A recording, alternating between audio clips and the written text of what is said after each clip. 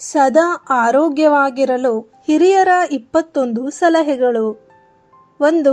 ಬಿಸಿ ನೀರಿನಲ್ಲಿ ಸ್ವಲ್ಪ ಏಲಕ್ಕಿ ಸೇವಿಸುವುದರಿಂದ ದೇಹದ ಆಯಾಸ ದೂರವಾಗುತ್ತದೆ. 2. ಶುಂಠಿ ಬೆರೆಸಿದ ಹಾಲು ಕುಡಿಯುವುದರಿಂದ ಬೆನ್ನು ನೋವಿನಿಂದ ಪರಿಹಾರ ಸಿಗುತ್ತದೆ ಹಾಗೂ ಗಂಟಲು ನೋವಿಗೆ ಕೆಮ್ಮಿಗೆ ಪರಿಹಾರ. 3. ನಿಮ್ಮ ತುಟಿಗಳು ಕಪ್ಪಾಗಿದ್ದರೆ ರಾತ್ರಿ ಮಲಗುವ ಮೊದಲು ನಿಮ್ಮ ತುಟಿಗಳಿಗೆ ಹಾಲಿನ ಕೆನೆ ಹಚ್ಚಿ. ಇದರಿಂದ ನಿಮ್ಮ ತುಟಿಗಳು ಮೃದು ಮತ್ತು ಕೆಂಪಾಗುತ್ತದೆ. 4. ಬೆಲ್ಲದ ಸೇವನೆಯಿಂದ ಸಕ್ಕರೆ ಕಾಯಿಲೆಗಳು ದೂರವಾಗುತ್ತವೆ. 5. ಮೂಲಂಗಿ ರಸವನ್ನು ಕುಡಿಯುವುದರಿಂದ ಪಿತ್ತಕೋಶ ಕಲ್ಲುಗಳ ರಚನೆಯು ನಿಲ್ಲುತ್ತದೆ. 6. ಮಲಗುವ ಮುನ್ನ ಉಗುರು ಬೆಚ್ಚನೆಯ ನೀರನ್ನು ಕುಡಿಯುವುದರಿಂದ ಮೂತ್ರಪಿಂಡಗಳು ಸ್ವಚ್ಛವಾಗಿರುತ್ತದೆ. ಹೆಚ್ಚು ತಣ್ಣೀರು ಕುಡಿಯುವುದರಿಂದ ಮುಖದಲ್ಲಿ ಸುಕ್ಕುಗಳು ಉಂಟಾಗುತ್ತದೆ. 8. ಕೊತ್ತಂಬರಿ ಬೀಜದ ರಸವನ್ನು ಬೋಳು ತಲೆಗೆ ಹಚ್ಚುವುದರಿಂದ ಕೂದಲು ಬೆಳೆಯುತ್ತದೆ. 9. ಬಿಸಿ ರೊಟ್ಟಿಯೊಂದಿಗೆ ಮತ್ತು ಅನ್ನದೊಂದಿಗೆ ಮೊಸರನ್ನು ಸೇವಿಸಬೇಡಿ. 10.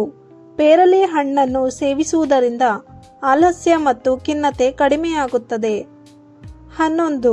ಪ್ರತಿದಿನ ಈರುಳ್ಳಿ ತಿನ್ನುವುದರಿಂದ ದೇಹದಲ್ಲಿ ತಾಜಾ ರಕ್ತ ಉತ್ಪತ್ತಿಯಾಗುತ್ತದೆ.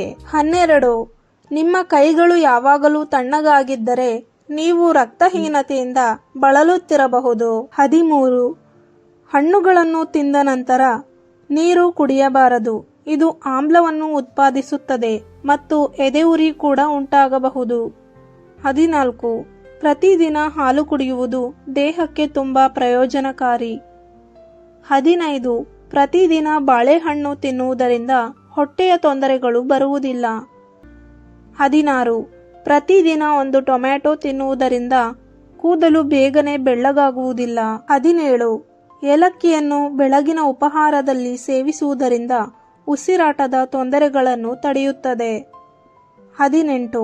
ಮುಖದ ಮೇಲೆ ವಯಸ್ಸಾದಂತೆ ಕಾಣಿಸಿಕೊಳ್ಳಲು ಪ್ರಾರಂಭಿಸಿದರೆ ಬಾರ್ಲಿ ಬೀಜಗಳನ್ನು ಹಾಲಿನಲ್ಲಿ ನೆನೆಸಿ ತಿನ್ನಬೇಕು. 19. ಸಿಹಿ ತಿಂಡಿಗಳು ನಾಲಿಗೆಗೆ ಮಾತ್ರವೇ ಸಿಹಿ. ಸಕ್ಕರೆ ಕಾಯಿಲೆ ಇಲ್ಲದಾದರೂ ಸಿಹಿ ತಿಂಡಿಯನ್ನು ತಿನ್ನುವುದಾದರೆ ಸ್ವಲ್ಪ ಪ್ರಮಾಣದಲ್ಲಿ ವಾರಕ್ಕೆ 1 ಅಥವಾ 2 ಸಲ ಊಟವಾದ ನಂತರ ಸೇವಿಸಬೇಕು. 20. ಪರಸ್ಪರ ವಿರುದ್ಧ ಗುಣವಿರುವ ಆಹಾರವನ್ನು ಒಟ್ಟಿಗೆ ಸೇವಿಸಬಾರದು. ಉದಾಹರಣೆಗೆ, ಮಾಂಸಾಹಾರ ತಿಂದು ಹಾಲು ಕುಡಿಯಬಾರದು. ಬಾಳೆಹಣ್ಣನ್ನು ಮಜ್ಜಿಗೆಯೊಂದಿಗೆ ಸೇವಿಸಬಾರದು. ಇದು ವಿಪರೀತ ಪರಿಣಾಮಗಳನ್ನು ಉಂಟುಮಾಡುವ ಅಪಾಯವಿದೆ. 21. ದಿನಕ್ಕೆ 2 ಸಲ ಕಣ್ಣುಗಳನ್ನು ಸ್ವಚ್ಛ ನೀರಿನಲ್ಲಿ ತೊಳೆದುಕೊಳ್ಳುವುದು. 2 ಸಲ ದಂತಶುದ್ಧಿ. ದಿನಕ್ಕೆ 2 ಸಲವಾದರೂ ಸುಮಾರು 50 ರಿಂದ 60 ನಿಮಿಷಗಳ ವೇಗದ ನಡಿಗೆ ಆರೋಗ್ಯಕ್ಕೆ ಅಗತ್ಯ.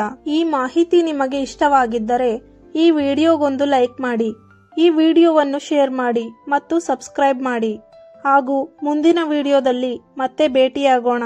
ಕೊನೆವರೆಗೂ ಕೇಳಿದ್ದಕ್ಕಾಗಿ ಧನ್ಯವಾದಗಳು.